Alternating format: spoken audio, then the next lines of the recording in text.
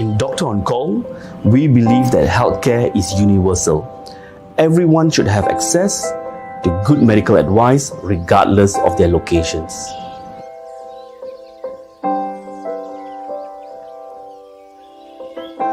So during my many years of medical practice, more often than not, when we get a certain sign or symptom, not many people actually go and immediately investigate it.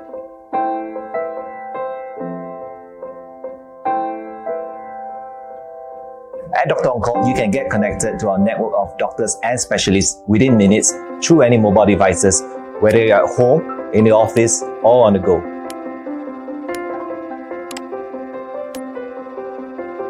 The platform is designed so that patients can easily find the right doctors. For the doctor, we ensure that the platform is safe, secure, and they can very simply manage their patients via remotely or even in person.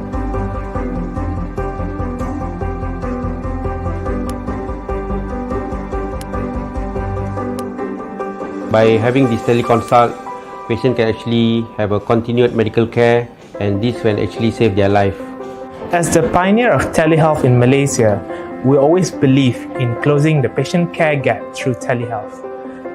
For instance, our newly launched Doc at Home service would enable patients to book physical screening and lab diagnostic from the comfort of their homes. And this is especially crucial during this time of pandemic, where we want to keep our parents, kids, and loved ones safe. So the platform is simple enough for doctors like us to go online, do a medical consultation in between our physical patients in the clinic.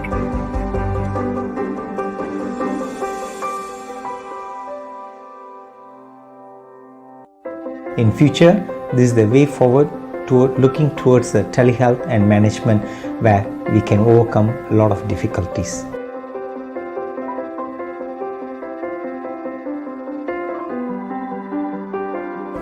Now, as far as I am concerned, I can give uninterrupted medical advice to them. Isn't that easy for both parties?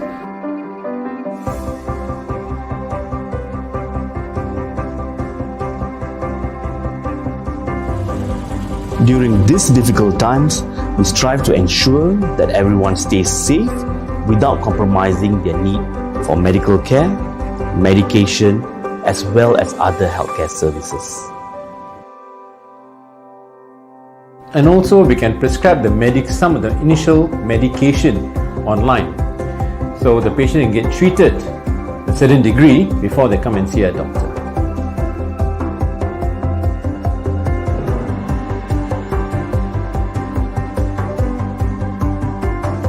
Our vision is to reshape and redefine healthcare.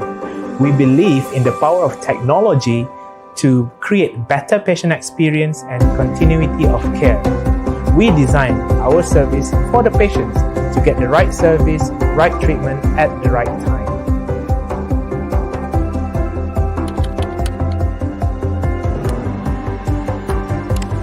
During a pandemic like this, it is important not only that we should ensure the safety of patients, but healthcare professionals and doctors as well. Gone are the days where patients wait for hours in a long and busy clinic. These days, we want a seamless experience. Get an appointment booked online, see a doctor at the shortest possible time, and then get going with life. We have never had something like this before. Upon doing the services, the patient will actually get their blood test done at their home, and the doctor is able to review their blood tests via Doctor On Call platform, or if required, they are called into the clinic. So that's pretty amazing if you ask me. You don't actually need the patient to come twice, once just to take blood and then come again. So it's very convenient for the patients, and my patients are very happy.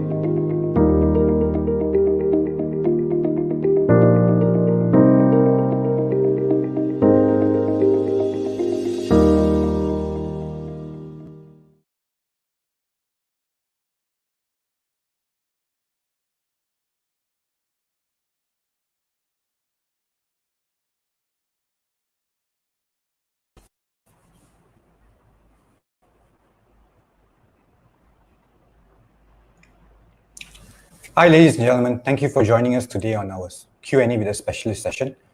I hope that you all have already had your lunch, or if you're in the middle of your meal right now, do make yourself comfortable, because today we have not just one, but two very exciting guests who are going to talk to us about a topic that is very important and I think has affected all of us during this pandemic, right? Our first guest today is Dr. Diana. Dr. Diana is a clinical psychologist with Columbia Asia Hospital, and she started off, she actually comes from Taipei and went to Bangi in HUK, and before then traveling all the way to Australia, Brisbane, where she did her master's degree in clinical psychology. And during that time, she had a lot of opportunity to work with children with autism, people with special needs, and also pushed a lot of positive behavioral support. And I'm very excited to hear more about all of these modalities and the way you help people, Dr. Diana. And our next guest today is actually Jespuvan, Coach Jes. Okay, Coach Jespuvan has actually been in the training industry for many years, I think close to 17. All right, and a well-known name as well. Now, he helped to design, develop, and then deliver programs, that help people achieve goals such as weight loss, just living a healthy lifestyle, okay? And he also works with corporates to help the employees empower themselves, okay, to become better workers, more productive as well. And he even helps people with disease management and, helps them deal with their illnesses and, get through with such difficult times. So, Coach Jes, Dr. Diana, thank you so much, for giving us time this afternoon, okay? For everyone listening at home, okay, on your mobile devices, please do go and share this link on Facebook, on Twitter, on Instagram if you have to. I'm sure you all have friends, relative, a loved one, and a colleague, okay, who would all benefit from hearing from this very valuable topic today. How to flourish your mental health during a pandemic, okay? Dr. Diana, Jespuvan, thank you and welcome. Thank you. Thank you, Dr. Raju. Hi, Dr. Diana. Hi, Jess. Good afternoon to you. Good afternoon. Yeah, so we are very, very thrilled for this afternoon. Welcome to all of you who are watching us live this afternoon. We thank you for being part of us in these exciting times. So my name is Dr. Diana Wee. I'm a clinical psychologist currently based in Columbia Asia Hospital in Miri. And this afternoon, we're going to do a coffee chat. So if we can look at the next slide, this is what we intend to cover. So we'll be talking a little bit about an overview of mental health and how it's currently being impacted in the current pandemic. We'll also move towards talking a little bit about some understanding emotions, doing a quick self-assessment for yourself on where you're at, and then moving on to some strategies. Yeah. So to start off, I think we can all agree, if we move to the slide before this, please. I think we can all agree that this, last year and this year has just been a big difficulty for all of us globally. There's a global health pandemic and unprecedented challenges and changes and uncertainties for every one of us across the globe. And we do see that there's lots of pandemic-related impact as well that's taken place. So lots of physical health anxieties, poor mental health, economic recession. Lots of different ones are suffering from financial loss, job insecurities. We also see in the home fronts where, parents and children are struggling because of education and childcare being impacted. I have lots of clients as well that are sharing about household dynamics issues where lots of quarrels and disagreements because everyone's sort of cooped up together in like a pressure cooker at home. And this is then exacerbated with social isolation, travel restrictions, and just a sense of feeling trapped, for a prolonged time. And as a consequence, we do see as well, usage of substance abuse and self-harm being increased. So I can appreciate, all of us can appreciate that it is a very, very difficult time for all of us going through this. At the same time, as we move on to the next slide, we also want to share with you some stats if you want to see about how the pandemic has caused a spike in anxiety and depression globally. So this is based on the US stats. And you could see that in January and June 2019, that was the amount of symptoms of anxiety and depression has tripled to quadrupled once it reached end of December 2020. So there's a huge jump in how individuals' anxiety and depression has been impacted, understandably. Yeah. So Dr. Diana, would you say that what we faced in 2020 was not just a pandemic caused by a virus, but we essentially also faced a global mental health pandemic as well? Absolutely, you're spot on, Dr. Raju. Yeah, it says global mental health pandemic, social well-being impacted, economic, everything has definitely been impacted. And if we look at the next slide where we're talking about in the clinic, we're going to share a little bit of our own, real life experiences of different ones that we've seen. Just in the hospital alone, I've seen an increase in demand of different individuals really struggling with anxiety. So for those who already have depression, you can see that the depression is getting more severe. And those who have underlying anxiety, there's also an increase in their anxiety, particularly generalized anxiety disorder, because there's a fear about everything. And is it safe? Am I going out? Am I having health conditions? A lot of them are suddenly getting very, very wary, like, oh, my heart is beating quickly. Am I getting this major illness or that? We're also seeing a lot of parents being very stressed. I have lots of adolescents being brought into the clinic because their studies have been so impacted, with schools opening and closing and changes in the systems. And night has become day and day become night because there's no more structure. I have several young people who are sleeping at 4 o'clock in the morning and waking up at 12 in the afternoon, and the parents are banging their head on the wall. And some parents are struggling to, do work from home, and then there are little toddlers pulling on them, touching their, laptops and things like that. It's tricky. Dr. Diana, I just want to hone in on this viral keyword that we all used in 2020, work from home. And Coach Jess, maybe you could chime in a little bit. There are parents who have had to start working from home in maybe less conducive environments, and I can tell you for one, having virtual tuition with your children next to you while doing work never really allows you to give 100% at work. Yeah. So how about your clients and the people that you help? How have they been facing these challenges? Well, firstly, is we cannot run away from the fact that this is the new norm.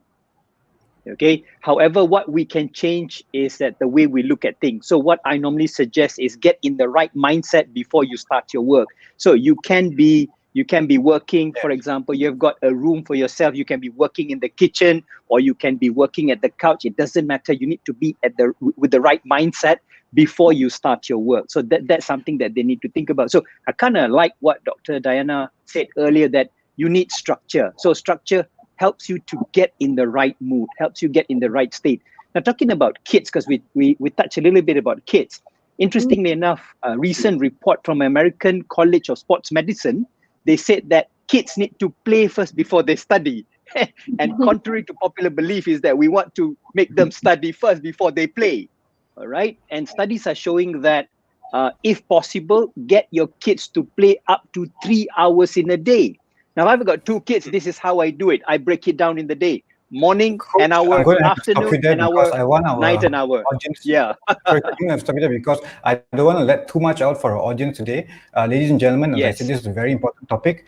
Towards the end of this, we're going to deal with a few ways to cope and to deal with this kind of issues, right? So just hang in there, all right? So basically, everything you share around for children, for parents, for people who work at home. Now, Dr. Diana, can you maybe hone into one topic that is actually very close to my heart? Children with special needs. Yeah, I mean, this is something that from my own experience, I have a son who's 8 years old, and he's been cooped up in the house for longest time. And when we took him out for the first time, he was ecstatic. To see us. But that's my example. Yeah. Now, what have you seen in terms of children with special needs? How has the MCO, the pandemic, affected them? Yeah. Well, first of all, I just want to say absolute respect to all parents, and who have children with special needs at home. I can't imagine. It's really lots that you're going through, right? So you're there trying to work and also doing increased household chores and also being the playmate and the therapies at home, and also supporting the child's education. So I have a lot of parents coming in and they're sharing about how it's tricky because, there's limited access to go to therapy centers with the MCO. So, they can't see their speech therapists and, they go for intervention centers as they usually might. And then they're at home most of the time, which is very tricky for a child, with autism or ADHD. And we then also start to see there's an increase in usage of screen time, right? Understandably, because things are a bit tricky with household demands and things like that. But as a consequence of that is that we start to notice that children who are already having speech delays are getting even more speech delayed because there's a lack of interaction. Yep, they're sort of getting into another virtual world, a bit too much of that. So some of the things to take note of. But at the same time, I do see hope as well because there are some parents who are, and the teachers and the clinicians who are working together very hard to say, how can we incorporate some therapy at home? Intervention to be done at home instead of just waiting for centers to be open. How about we become a bit more proactive in that? So, yes, that's the scenario. Yes, I think everything has forced people to go online. And I think as a result, we are also very happy to say that Dr. Diana and Coach Jess are available on Doctor on Call for appointments and bookings. There'll be a QR code a bit later. You can, of course, scan and have a look at their profiles. Yeah. All right. So let's move on. So mental health for all, Dr. Diana.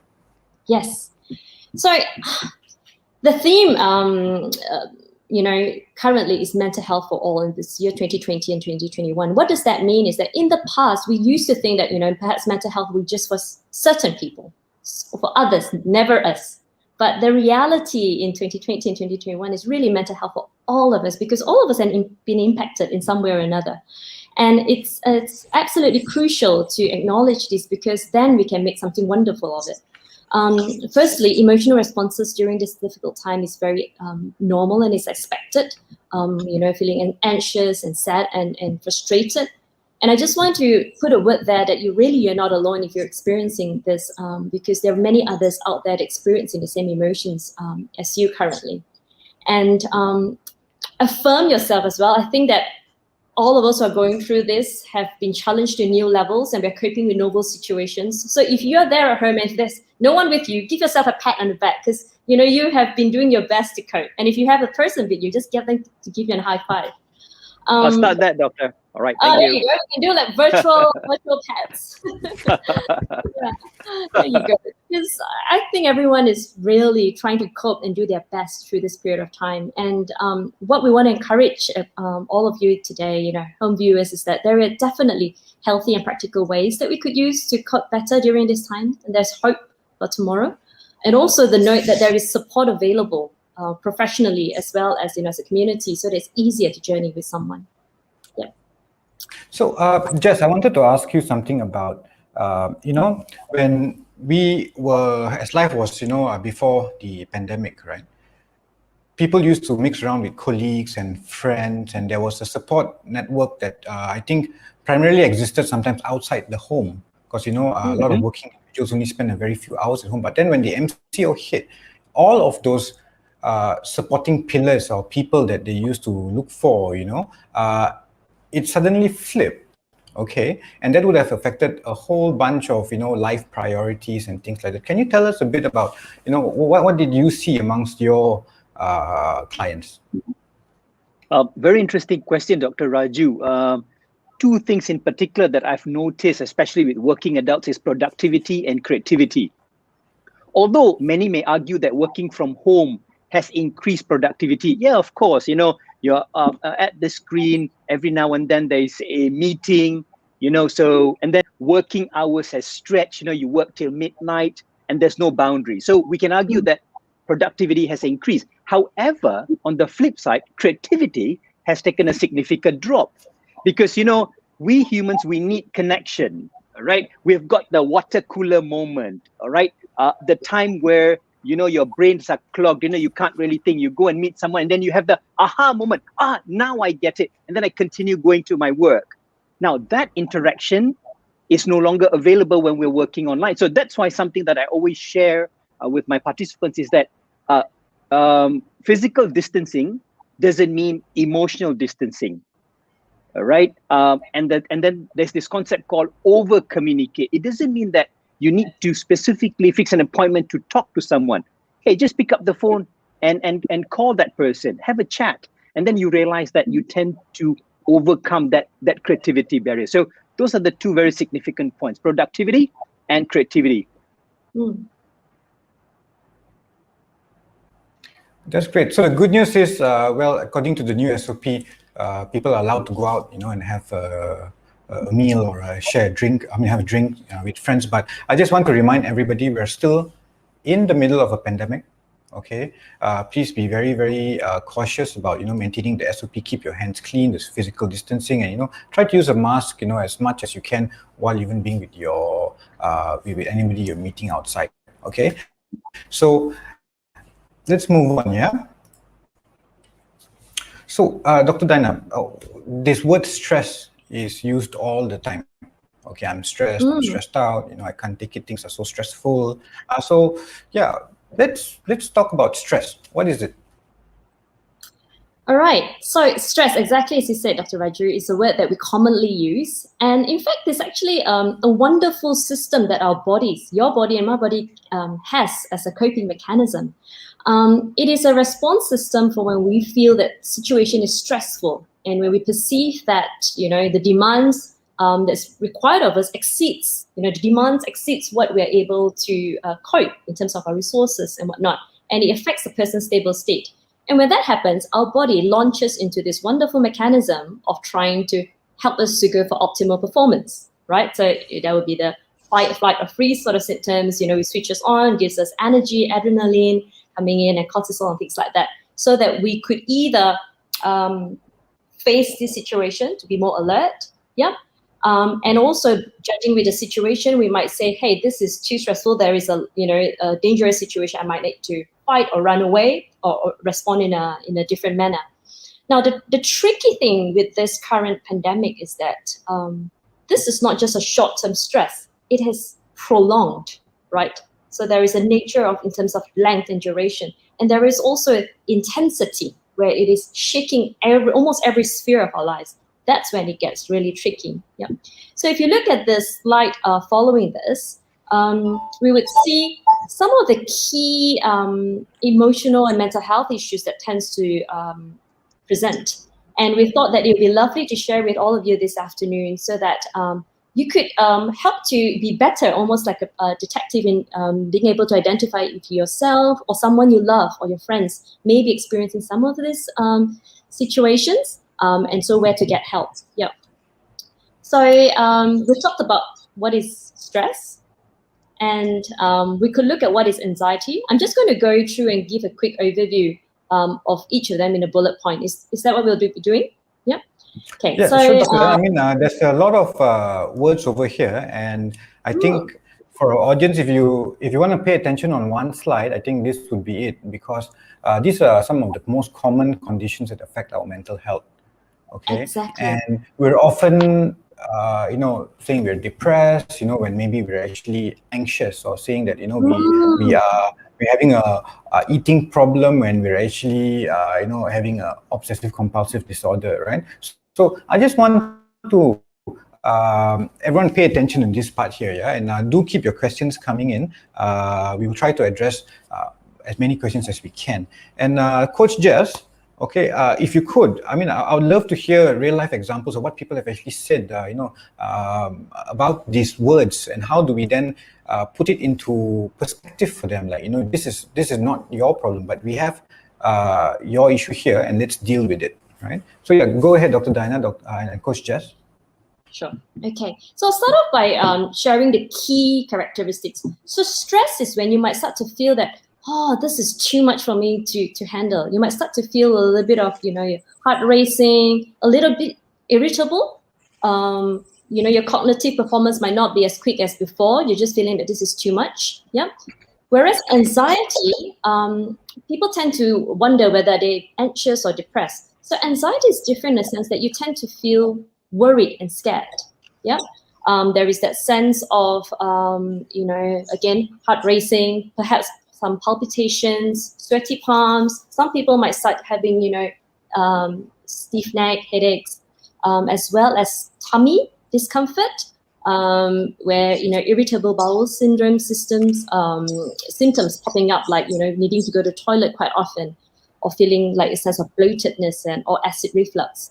Not a lot of people are aware that they're all linked to the body's coping mechanisms. Now, depression, on the other hand, is more of feeling low mood. Like you might feel sad, you feel teary, and the things that used to bring you joy, you don't feel as joyful about it anymore. The motivation decreases. There might also be a change in the appetite and the sleep routines that you might have. So when people start changing behaviors, right, after say a traumatic social experience, right, and they go into this state where they say that they are depressed. So how many of those type of situations, like for example, they broke up with a boyfriend, or maybe there was an argument or a fight, or maybe the parent, they were disappointed with something. So a lot of those situations, we get people coming up and saying, like, hey, I'm so depressed. Okay, but how many of those situations are actual clinical depression, and how would people differentiate? Am I really depressed, or am I just like venting? Yeah. Okay. Do you want me to take the question or just? Yeah, I'll take that. Yeah, sure, Dana. Okay. So that's a very good question, Dr. Raju. Because just sort of differentiating between feeling sad as well as a clinical depression. Yeah. So it's obviously natural that we're going through difficult times where we broke up with our boyfriends and things like that we feel sad. And so the key determinant whether it becomes a clinical depression is that how is it impacting on the person functionally? Is the person's daily functioning still able to go on? So if the person might be feeling sad, but he's still able to go to work and continuing his studies and fulfill all those roles, those are still quite all right. Perhaps that's sort of a milder level of sadness. And then after that, as time heals and it gets better and being supported, it goes back to the usual functioning. But what we do find with sort of depression that is more severe, and the things that you used to be able to do and you might not be able to do as much or as efficiently, or it starts to impact a lot more of the domains of your life, that's when we know that, hey, there's more to this. So what I want to encourage, just a little note there for everyone, is like, please don't wait until it's like, I shall wait until it's a clinical disorder before I get help. You don't have to. Or I shall wait until I hear, all sorts of voices and harming self, then only get help. Because a lot of the smart people get help early. That's what, lots of successful managers, successful parents, teachers, all that. So the earlier you get help, the quicker you can get better. That's very true, Dr. Dana. And in healthcare, this happens behind the scenes. Anytime there is a problem that is a wee inch too much for us to manage, we always call for help from our most senior doctors, our senior nurses, or whoever's around. So calling for help is something that is a very wise thing to do.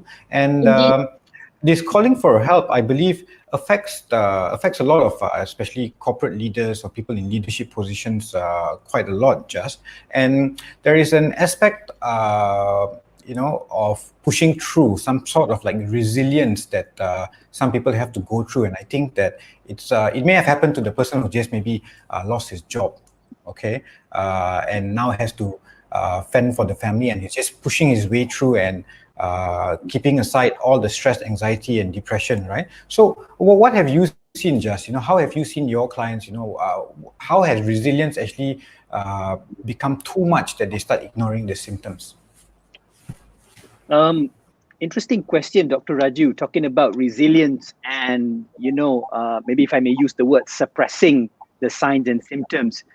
Having said that, your question is actually aligned with some of the audience as well. I think there's a question from Ria Zulfa, adakah ganggu tidur termasuk salah satu sign mental health? And Nur Sharul also asked the question, apa tanda-tanda sakit mental tu. Now, I'm gonna if I can, I'm gonna combine.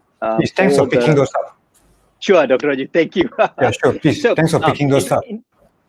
Interestingly enough, yesterday when I was running a session on mental health for one of my clients, I realized that something that constantly occurs is that something what we call excessive worrying. Dr. Diana, you can weigh in on this as well, yeah? So when we are excessively worrying, we tend to be in a situation what we call fruitless rumination. Fruitless rumination. You keep thinking over and over and over again, and you realize that it's just going to increase your stress level. So what I normally suggest is, now, fruitless rumination is not useful. Now, what is useful? It's constructive action. So what we want then is to move from fruitless rumination to constructive action, and the bridge is to do something. That's it. It's to do something. So what are you going to do? The very least is maybe, talk to someone. That's why one of the best ways to help with your mental health is to talk. And now, sometimes people say that, talking or cakap, takkanlah senang-senang saya nak pergi sembang dengan orang lain. Of course not. Talk to somebody that you are comfortable with. Generally, if you have trust with someone and you know that that person will keep the secrets or whatever that you're sharing, because mental health can be a taboo at times. Right? So talk to someone that you are comfortable with. So those are some of the things that I realized that's important, is to talk. All right? So talking is like, you've got one big balang of stress, and then there's a little knob, you chabut that knob and all the stress is released. Right? So that's what talking does to you. And also at the same time, think about doing something. You got to shift from fruitless rumination to constructive action. So those are some of my thoughts. All right, thanks, Jess. So the next one we have on the slide here is actually OCD, or obsessive compulsive disorder. Now, maybe Dr. Diana, a brief description of what clinical OCD is. Yep. So OCD is characterized by two key things. So one of them would be intrusive thoughts. So lots of obsessive thoughts are popping in, asking, perhaps to say you need to do certain things and whatnot. And then the second thing is compulsions, so compulsive behavior. So the act of, perhaps washing our hands or checking and things like that, so as to make yourself feel better and to decrease the intrusive thoughts. So it's a bit like what Jess mentioned just now of, sort of this continuous rumination, where sometimes the thoughts, people just get so caught up with them to a point where it gets them stuck and they can't proceed in life. That's when it gets tricky. Yep. Eating disorder, as many of us would realize, would be things like, either binge eating too much, or totally restricting ourselves and not eating to the point of really, really losing weight. That starts to impact our health, anorexia, and things like that. I have quite a lot of young people coming into the clinic nowadays with these things, where body image issues, where they feel like, because now with Instagram and things like that, we're no longer just comparing ourselves with our friends down the street. We're comparing ourselves with like K-pop stars and people from Hollywood, and that's just unrealistic expectations of how someone's body should look, especially that being already photoshopped and things like that. So these young people are coming in and they're not eating. They think that they're really overweight when they're not. So it is a real issue in our modern world today, with eating and body image issues. And the last one would be on substance abuse or self-harm. Yeah, so when things get really, really rough, sometimes people just struggle and don't know how to cope with it, and might turn to substances or different things to sort of avoid, this difficult situation and cope with it in that way. But of course, we know that these things, sometimes on the short term, it feels as if they're able to forget about the pain, but in the long term, it traps a person and it starts to suck them up from the joy that they have in their lives as well. So we want to suggest here that there are definitely other considerations that you could think about in terms of coping strategies and reaching out if you're in any of these situations today. So to notice all these things without judgment. Yeah, don't feel that that this is the only place you have to be. This doesn't have to be your lifelong future. Dr. Alright. Diana? Yes, Jess. Dr. Diana, there's a question from Akila Ahmad, and Akila Ahmad asks, how about data in Malaysia? Is anxiety and depression also spiked in 2020, mostly among who? So yeah, there's two questions. So the first question is, has the number spiked up, and mostly among who? Yep. Okay. So the preliminary stats that are coming in, I don't think we have enough research that's been done yet, but we do have some preliminary stats, and it's definitely showing that people are obviously having increased stress, anxiety, and depression that mirrors the same global stats. But what we do notice is that the impact of the pandemic consequences are a bit disproportionate. Not every demographic group is getting it as equal. We seem to notice that there's poorer outcomes for individuals who are experiencing financial difficulties in their household, as well as limited access to support and basic needs. Those groups tend to get the double whammy of the impact, because I think that there's not enough buffer and support in that situation. Yeah. And the pandemic has even has made it even more challenging for them to actually reach out. Yeah. So exactly. Stressful events. Dr. Dana, there are many things that can actually cause you to, how to say, change your mindset, right? And stress is something that I would like to also add from a medical perspective, right? Gastroenterologists have recently proven that there is a neurological connection, right, from your brain right to your gut. So all those times whenever you say, "No, I got a gut feeling," about this, it's actually actual clinical pathway, neurological pathway that is now being researched even more. So definitely stress can manifest throughout your body in a physical way. All right. What can you tell us about stressful events, Dr. Diana? And just please do jump in, with any of your thoughts. Sure, Dr. Raju. Yeah. Jess, do you want to have a go first? All right. Interesting that you mentioned about stress. Actually, I would like to just put things in a different perspective a little bit. Earlier on, Dr. Diana said about how stress also, it's good in a way because it makes you perform your job better.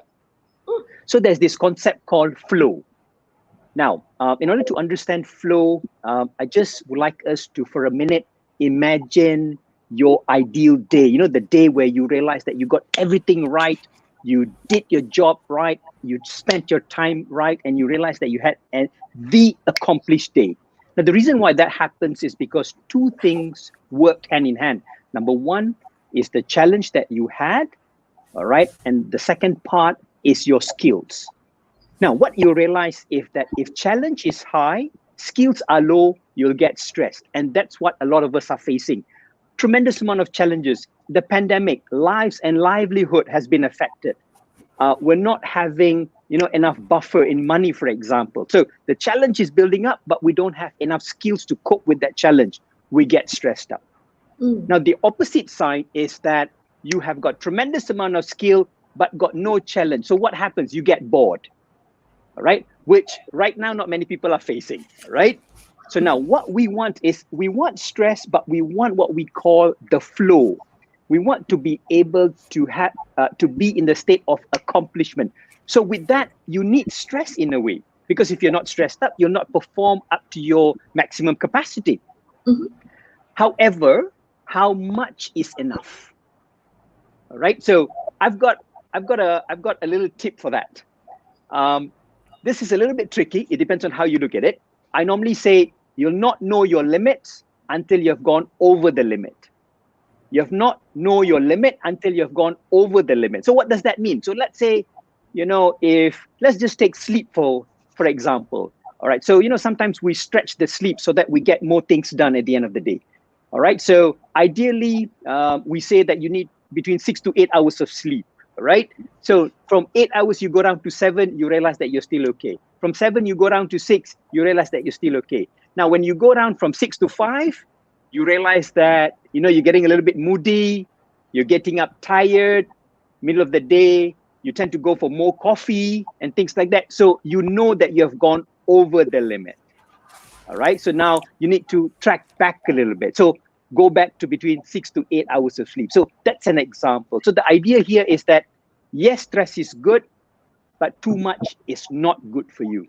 Stress is important because stress gives you challenge in life. We need challenge to have the sense of accomplishment. So that's what we need. Some of my thoughts. So, yeah, you're absolutely right, Jess. And I just want to add that everybody gets stressed for a very different set of reasons. And each and every person is unique to the next. You know, some people may be very upset if, say, a plant died, you know, and some may not even bother. Some may get very upset, you know, if they've got a new pair of shoes, you know, and it got scuffed. It's not going to look good on their Instagram post anymore. And, you know, so everybody is different. The key thing to remember here, ladies and gentlemen, is that, you know, every mountain is only perceived as high as the person looking at it. Okay. So do not, I mean, my advice is do not compare your stress with the next person, okay? But do empathize and do try to understand. But, you know, everybody is different. Yeah. You know, Dr. Raju, if I may just weigh in on that, I think you said the magic word, it's empathy. And in this day and age, I think we also need to increase the empathy that we have. So that's why some of the things that normally I will say that, hey, get to know your neighbors a little bit. You might not know that somebody in your neighborhood probably might need help. You know, talk to some of your friends, because sometimes we don't want to talk to them because we feel shy. And sometimes you must also understand they don't want to talk to you because they also feel shy. So reach out, check in on others. Empathy is really lacking, actually. Right? So like how Dr. Diana said, everything is self. Instagram, everything is about self, how I look good.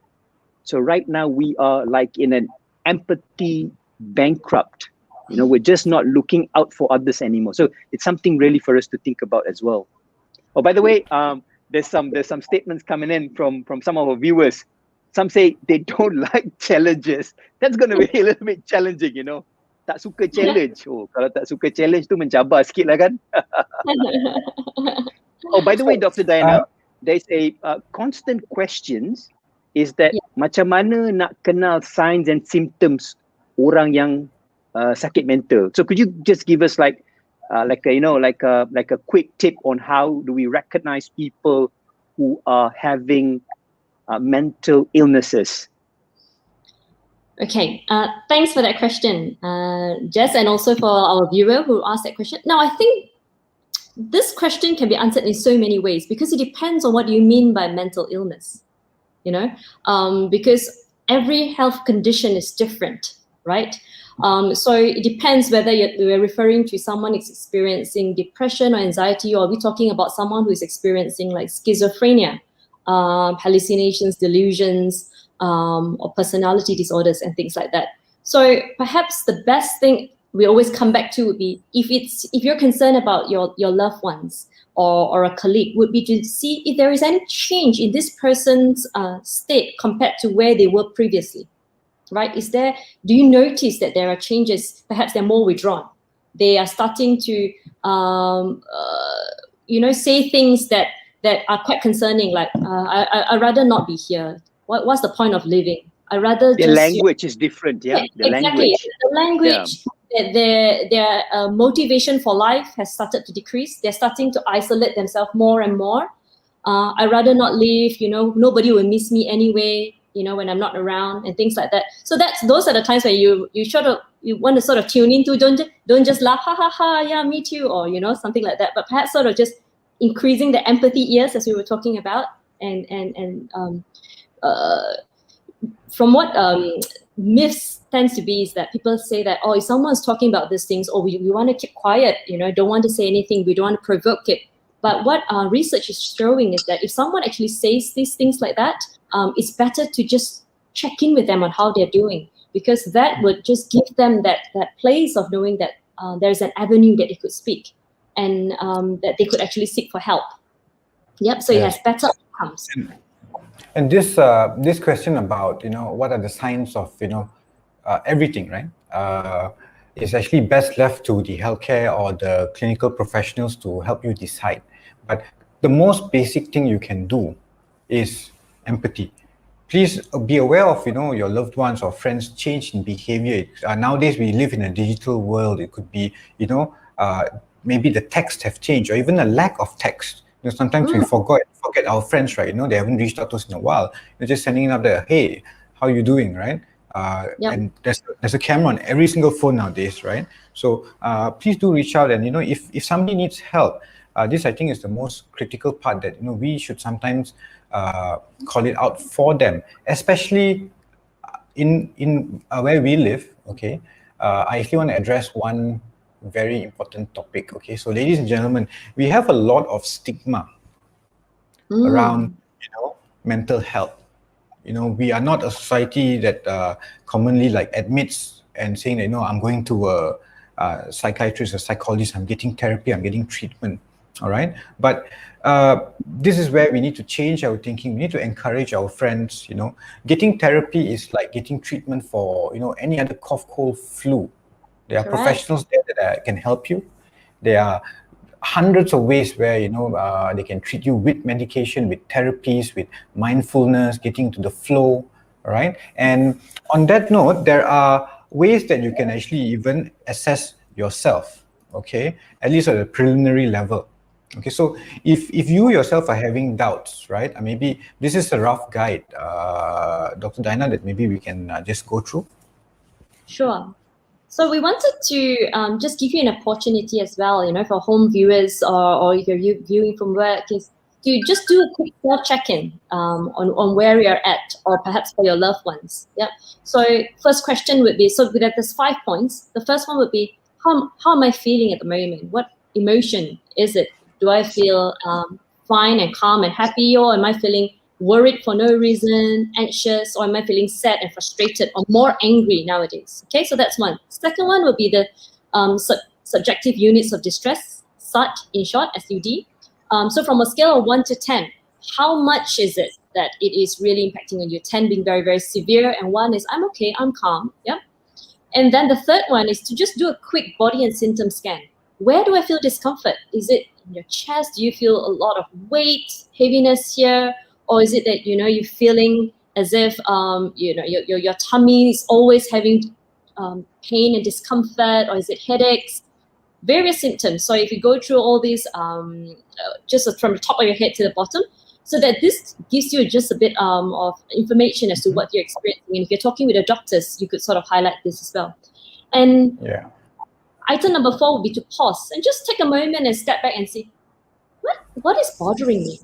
Like if I were to look at this in a non-judgmental manner, what is bothering me? Is it because of I feel trapped in the house, or is it that the dynamics between me and my husband, or me and my wife, is a bit cold at the moment, or is it something to do with my work? I'm worried about my work performance. Yep. So just having a sense of that. And then the 5th one is on resilient coping. So we actually have a whole section of strategies that we are longing to share to you, but I think we're mindful of time, where the original plan was to share those coping strategies, and then you could sort of choose 2 to 3 coping strategies that you think would work for you, because none of us are the same. All of us would use different coping tools, and that's perfectly okay. Sort of using In fact, we may be able to cover some of those, Dr. Diana. And while we're on this topic, I just wanted to address Imelda's question. How to convince them to seek treatment if they have these symptoms, right? So Imelda, here's one answer. If you can get them to just if you can just ask these questions yourself, that's the first help. And the second thing is, there are many options, many places where you can refer them. I think there's a slide a bit later. Please do stay tuned to have a look at that slide. And quickly, I just want to take Ezrin Mohammad's question, whether mental illnesses can manifest physically. The answer is absolutely yes. Okay, but how it actually manifests is something that is very difficult to study. So scientifically, we can only look at very high level numbers, but if exactly the mechanism of it is something that's still being done. But the short answer is absolutely. And in fact, sometimes some of those manifestation of physical symptoms are the earliest signs, that yes, or the first time that a doctor or the clinician may know that this patient actually has some mental health issues that need to be addressed. That is where we often, as medical doctors, we actually do refer a lot of cases over to people like Dr. Diana, clinical psychologist, and also Coach Jess. I wanted you to weigh in on yes, Dr. Raju. A very interesting question by Chloe Yap. Okay, Chloe, I know, this must be a very tough one, yeah? So Chloe is asking, what if we do have a friend, someone we know and who are depressed? To what extent do we, help them? What is that boundary before, we may just make things worse? Right now, I guess the secret here is rapport. It really comes down to how much of rapport we have with that person. And that rapport comes with trust. The better the rapport, the more the trust, the more somebody will be willing to talk to you. However, having said that, I also think that you need to be able to give the person time, because it requires somebody to actually, have some amount of convincing that it's okay to share this particular challenge that I have with you. So it requires time. And I think we, the party who is viewing the friend, who is watching, who is listening, I think you shouldn't push it. I think that's the key thing here. You shouldn't push it. Allow time, okay? Check in on them. Hey, how are you feeling today? Do you need any help? Give assurance. If you need help, you have got somebody to talk to, right? And then from there, move in a little bit. Hey, would you like to go out for a drink with me? Now that the MCO is a little bit relaxed, right? We can go and have a drink. Hey, would you like to go and have a drink with me? Right? So I guess it really, there's no one right answer to this. And I think this is something what we call people skills. Now, why do I say that? Yesterday, I met a friend. I've not seen him for about 3 weeks. I saw him a little bit down. Okay, now, the reason why, let's say if you have known someone over a particular time, that will help, because over time you have already calibrated, if I may use the word, you have calibrated how they look. You know how they look sad, you know how they look happy. So you've got that range to work with. So this time, when I saw him yesterday evening, I realized that he was not his usual self. He was really looking down. And then I asked him, bro, are you okay? And then he said, no, I'm not okay. I'll talk to you later. And I just left it, because I know that he wants to talk, but it's just not the right time. I cannot really share. And then what I did was I called his brother up and I said, hey, bro, is there something wrong with your brother? And then he said, yes, because he just lost his job. See? So then I said, oh, okay. And then what I did was I sent him a text after that. And I said that, bro, I'm here. If you want somebody to talk to, give me a call. So again, no one right answer to this. It's all people skills, right? Gauge, listen, have a feeling. All right. So those are some of the tips that one can apply. Right. So there you go, Chloe. If you think that you may be pushing it a little bit too far, just follow step number 4. Take a deep breath. Just pause for a second, and don't give up on time. And when you say don't give up time, meaning don't just leave it at that. Come back after a couple of days. Assess the situation and really understand what is the person trying to going through. Eventually, the more and more you reach out, they will give in and tell you what's bothering them as well. But on this, I want to have a very important note, because sometimes mental stress can lead us to very extreme, whereby people want to inflict self-harm, or even worse, they want to commit suicide. So, Chloe, to expand on your question, okay, when you know or when you think something like that is going to happen, then at all costs, please intervene, please reach out, please call for help. Get your friends, your family, because that is a consequence that nobody who's having mental stress should ever have to go through.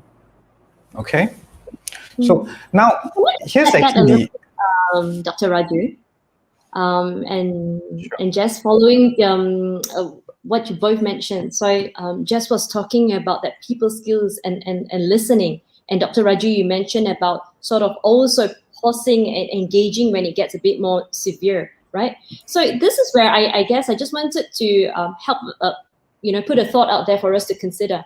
Sometimes we think too much about, is this mental health or is this not? But I would like to invite you to think of it instead as emotional wellness, right?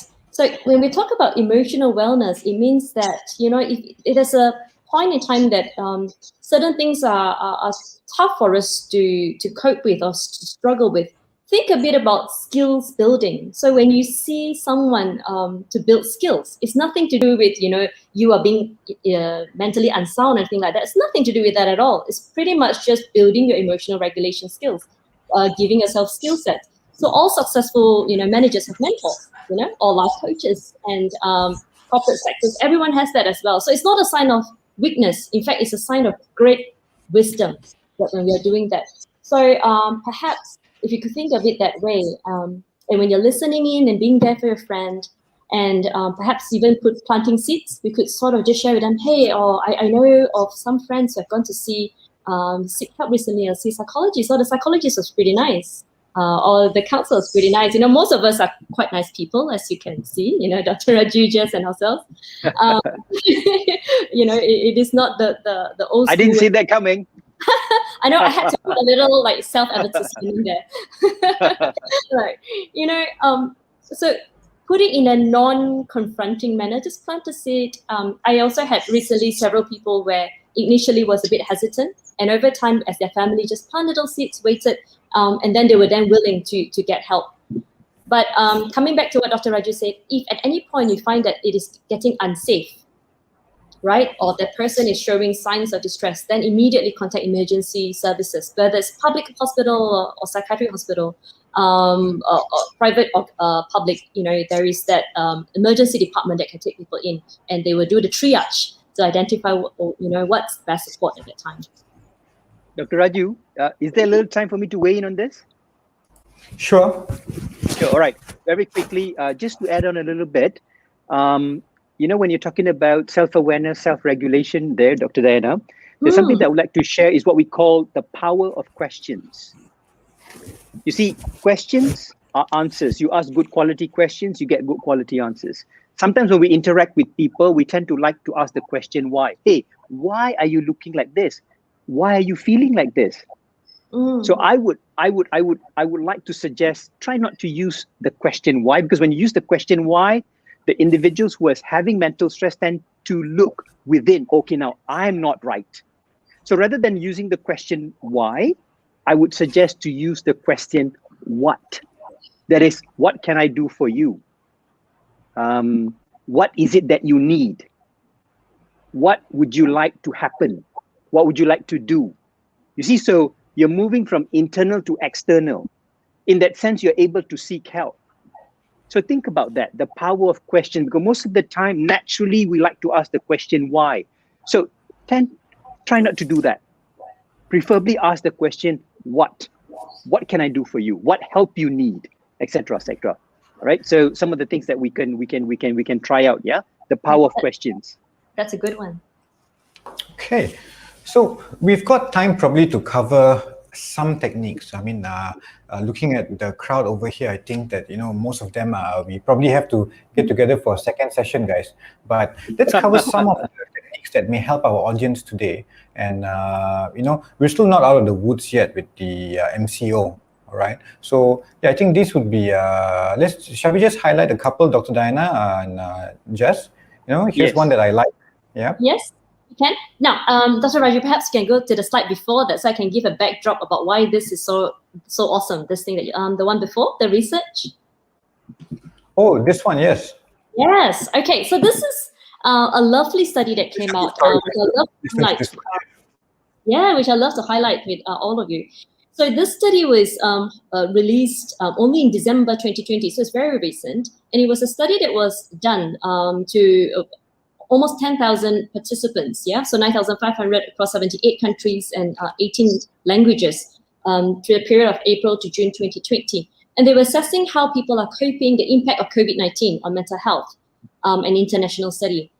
So from the research, the outcomes was that they identified that people were presenting with different mental health states, obviously. So there were some that were at very severe level, things were struggling, and there were some people that they were coping quite moderately. However, even when with the moderate range, we know that they still can, as situations persist, they can still be in a place where they might need help or present with later difficulties.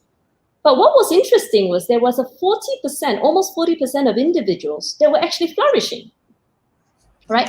So flourish is a word that I really love because it suggests something that, hey, there is an X factor there. So how is it that people were going through the same scenarios and yet some people were coming out as, sort of in a more tricky state, and there were some others who were thriving.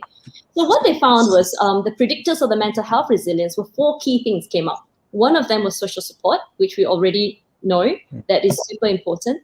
Second one is psychological flexibility. Now that's a term that not a lot of people are aware of. Yeah, psychological flexibility. What is that? Mindfulness and also their education level. So these 4 things seem to help people to thrive and be more resilient even when things were tough. So that's where we're going to want to. So there are people during this, pandemic world that are actually doing very well with their mental health, and I suppose now you're going to cover some of those secrets with us, right? Yes. So as you all know, all these will take sessions and sessions. So we're just giving like a teaser, like an introduction to some of these concepts, so that if you like any of this, I would suggest go and engage a psychologist, a therapist, psychiatrist to learn and delve more into it. So in terms of helpful strategies, it's okay to be not okay as long as you're not giving up. So what is psychological flexibility? I'd like to just introduce it to us. So quite a lot of us consider it at this point like almost it's a wonderful skill to have, almost like a superpower in terms of resilience and emotional wellness. So psychological flexibility is defined as the ability to be in the present moment while being aware of our thoughts, our emotions, and all the psychological reactions that we're experiencing, fully conscious as a human being, and based on whatever situation that we're in, we are able to still use committed actions. And that means either we persist with the behavior that we want to do, or we adapt, change those behaviors so that we can move towards the life that we want, still pursue the things that matter most to us. Yep. So what this is highlighting is that, as we all know, life isn't easy, and pain really is inevitable, in day-to-day life. But suffering is optional. So even when situations are tough, how can we be in pain but not be in a state of constant suffering? The difference is that psychological flexibility component. Yep.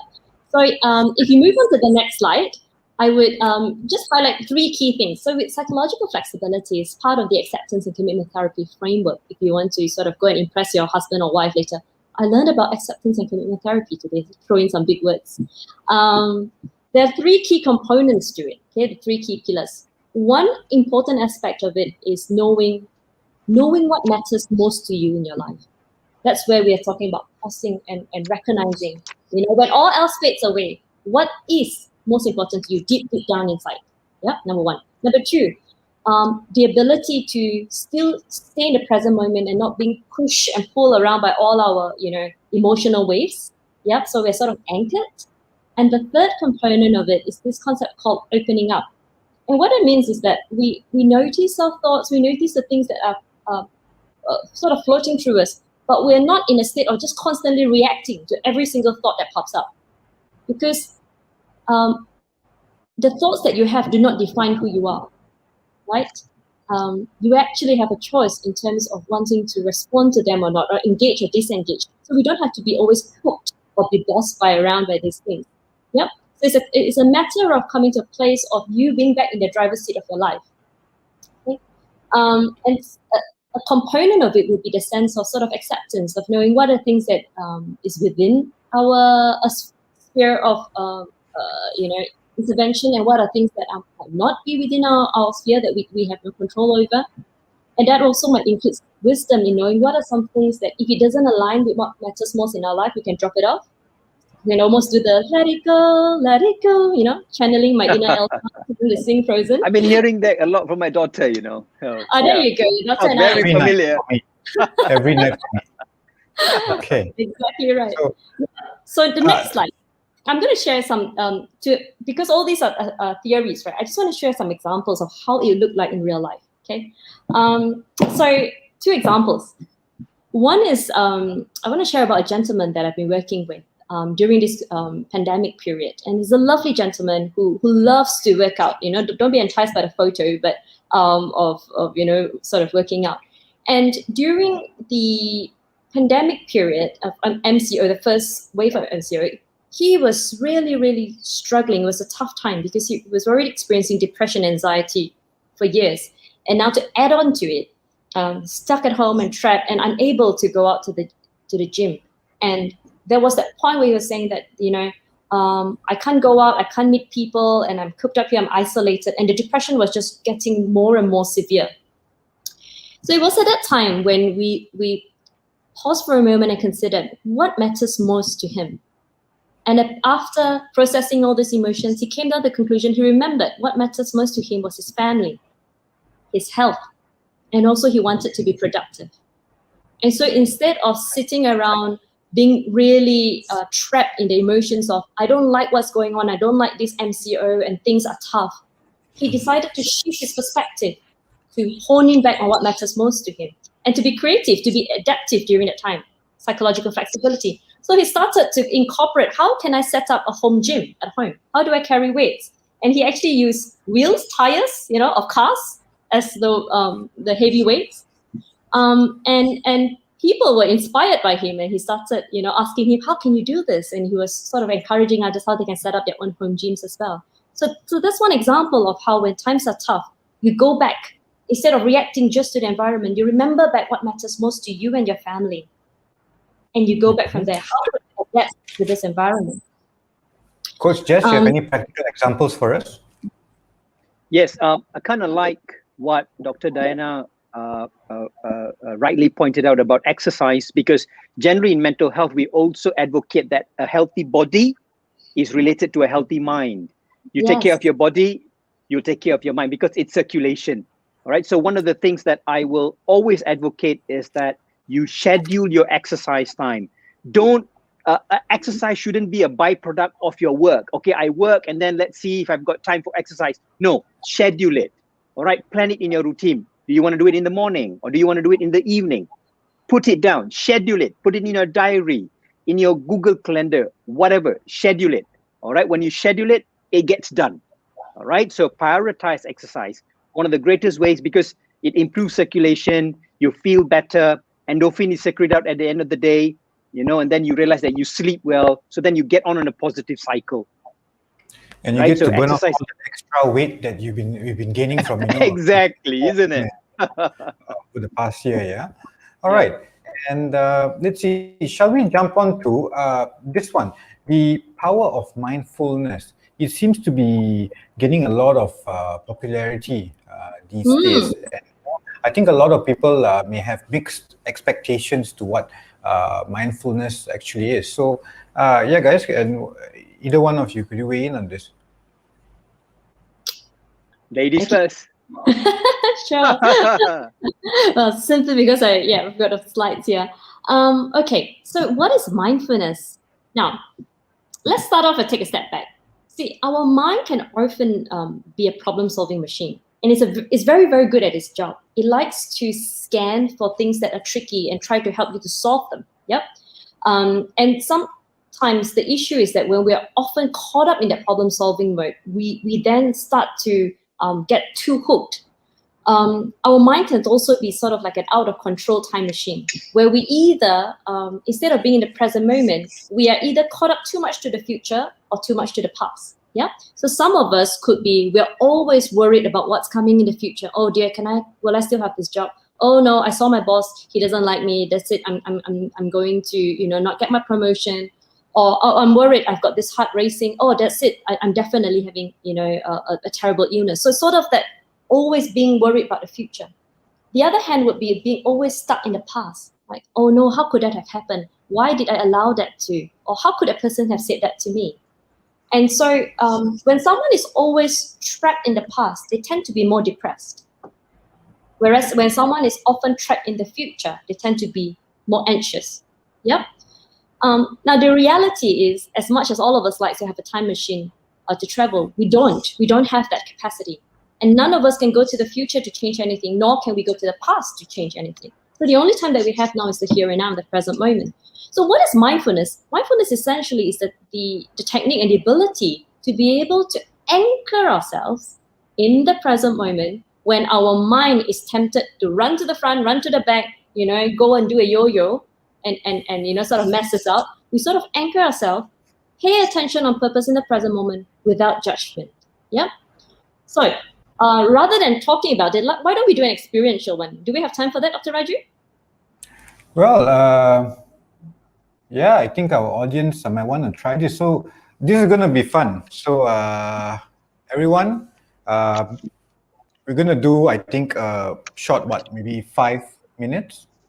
Yes. Okay, and Dr. Diana is going to be guiding you into, how you can possibly do this. And maybe before we start, for those of you who may not have tried or initiated, any form of meditation or mindfulness, it's sort of like the sky.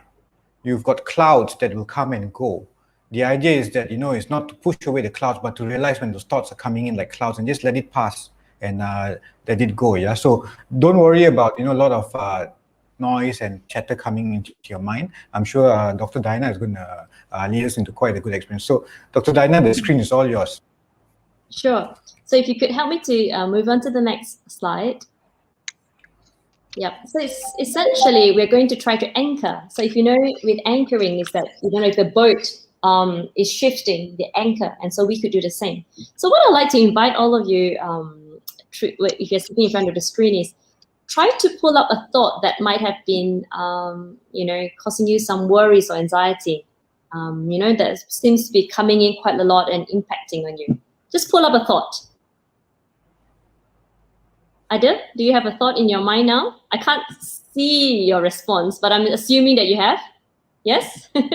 Okay, so try to really buy into that thought of what is causing you distress. Okay?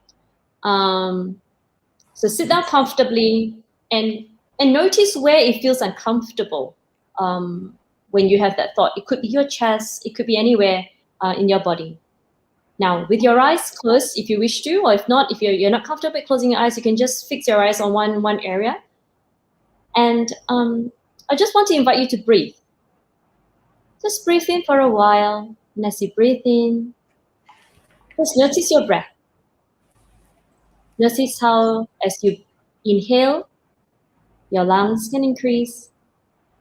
Hold it for a while. And as you exhale through your mouth, notice how your lungs are. Take a few deep breaths. And just pay attention to your breath. And as you're paying attention on your breath and just noticing how your chest is going up and down, notice your body is sitting as well in this here and now, in this present moment. Yep. As you're doing this, there'll be thoughts that pop up in your head. Thoughts like, why on earth am I doing this? Or what am I going to eat for dinner later? That's perfectly normal. Thoughts always pop in. So just notice the thought and redirect your attention back to your breath.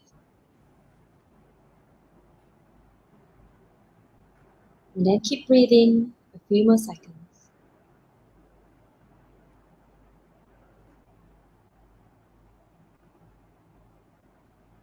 Now, I would like to invite you, as we move on to grounding of your senses.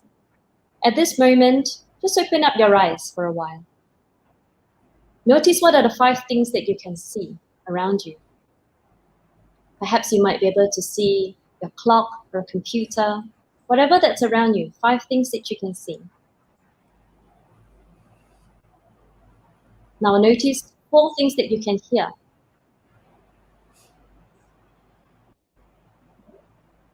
Could be the sound of the computer, sound of birds, anything at all. Next, notice 3 things that you can touch or feel. It could be your chair or your table.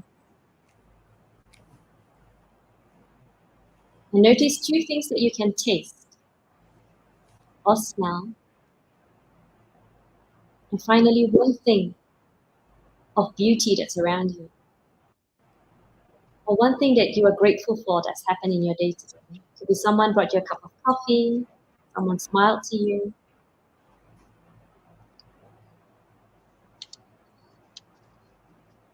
And just wrap up this session by just taking 2 nourishing breaths. 1 more time. Just breathe in and breathe out.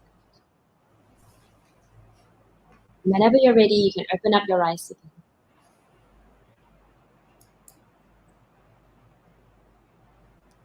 Okay, so that was a very, very quick, super express, experiential exercise of mindfulness.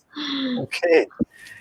Yeah, so for those of you who tried it for the first time, it's like going to the gym. It works with practice. The more you do it, the better you get at it. And it's something that you can actually do even in your midday break and things like that. Now, I'm so sorry, but guys, we are actually way over our time, and it's been such a great audience. And I think Dr. Diana and Coach Jess, thank you so much for sharing with us. But I just want to maybe end with a final slide, okay, about engaging support and reaching out for help, okay, because today's session, is not just about explaining to us, to our audience about mental health, but also reaching out for help, right? So if anybody needed to reach out for help, you can always make appointments with Dr. Diana or Coach Jess on our platform, yeah? So maybe some final words about how to reach out and how to engage help early, Dr. Diana and Jess. Jess, would you like to have a go first? All right. I think knowing that mental health is real, right? Don't wait too long before you seek help. If you realize that you can no longer cope, like how Dr. Diana said, it's a matter of a balancing act, all right? If you are getting more stress compared to your coping mechanism, so you know that you require stress. But on that note also, I would like to share a very interesting quote while Dr. Diana was talking just now, because in mental health, you always think about changing everything that's around you. I want to change the way my kids are. I want to change this. I want to change that. However, you need to look within. So here's the quote. Yesterday, I was clever, so I wanted to change the world. Today, I'm wiser. I need to change myself. So I think where mental health is concerned, you need to look within. If whatever that you're doing is not getting the results that you want, so I guess you need to do something different. So those are my last words, Dr. Raju. Thank you, Coach. Dr. Diana, how about yourself? Right. Yes, I love what Jess shared just now about the seeing within and seeing externally as well, and taking proactive steps to change what is necessary. So this afternoon, we just want to encourage all of you out there to, if you feel that you're at a point where, depending on where things are at, so don't feel afraid to seek out for help, because that's probably the wisest thing and the best thing that you could do, because all of us deserve to invest in ourselves and our families. That's the absolute priority, isn't it? And if we could spend lots of money on our skincare, on our fancy shoes, wouldn't we want to do that for our emotional well-being and our wellness, right? So know that there are plenty of options out there. If you look at the next slide, what we could suggest is that, depending on, if what your symptoms that you might be experiencing currently is if it's mild or if it's more than that, you could go to private clinicians, or you could also go to whether it's psychological support or public healthcare. for those psychiatric and also psychological interventions. There is also pharmacological therapy that's available, or a combination of both. Yep. We have a link of resources on the slides later on that you can go to. So in Peninsula, there are plenty of options. Dr. Diana, what we'll do for viewers today is Dr. Diana, what we'll do for viewers today is actually post up some of these links on our social media profiles, Facebook and Instagram and stuff. So please do be sure to follow us. I'm sure there's some very, very useful resources here. And also, I'm so sorry that we were not able to take all questions, okay? We will try to maybe answer them in the comments, but I would just like to close the session, Dr. Diana and Jess, by thanking you all so much, for sharing all of this wonderful information with us today, especially in in a time when humanity has literally been flipped over. Okay, mental health is an issue that not just affects us, but also the people around us and even our lives, our livelihoods. Okay, and no matter what, I think how bad the situation is, how severe you think you are, there is always hope. There is always somebody there who can help you. Okay, we've heard from two wonderful professionals today. Seek professional help from people like Dr. Diana and Coach Jess. Okay, and they're available for bookings on Doctor on Call. Okay, on an ending note, please, let's bring humanity back. In the coming year, there's going to be, we're going to start getting our vaccinations. We're going to start seeing our friends again.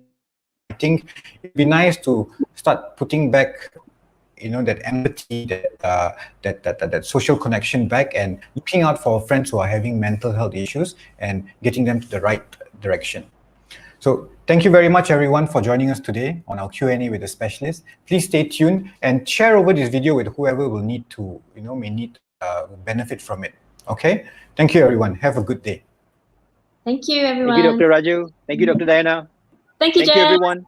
Viewers. Thank you. See you when I see you. All right. Bye-bye.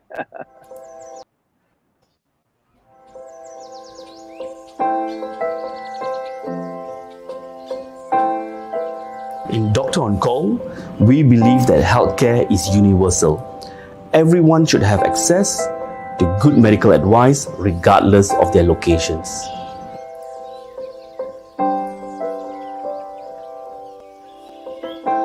So during my many